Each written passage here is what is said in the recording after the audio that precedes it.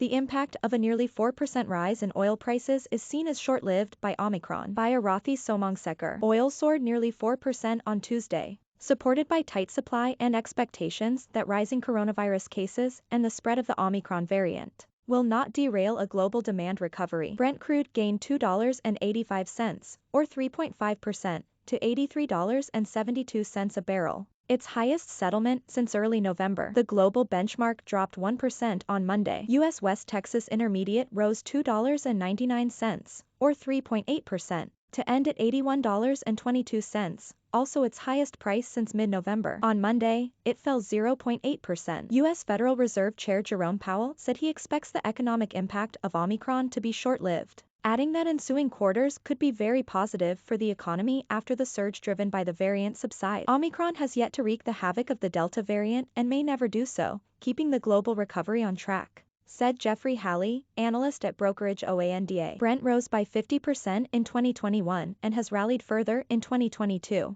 as demand has recovered to near pre-pandemic levels, while the Organization of the Petroleum Exporting Countries and its allies, collectively known as OPEC+, slowly ease record output cuts made in 2020. However, lack of capacity in some OPEC nations has kept supply additions below the 400,000 barrel per day increase agreed to last year among the group. Recent outages in Libya have also buoyed prices, and the National Oil Corp said it was suspending exports from the ES Cider terminal. Combination of facts that demand is going to be stronger than anticipated and that OPEC's supply may not grow as fast as the demand is why prices are climbing, said Phil Flynn, senior analyst at Price Futures Group. U.S. crude inventories dropped by about 1.1 million barrels last week, according to market sources citing American Petroleum Institute, less than the 2 million barrel draw estimated in a Reuters poll. Official government data is due on Wednesday. European refiners' crude and oil product stocks in December dropped by more than 11% from a year earlier,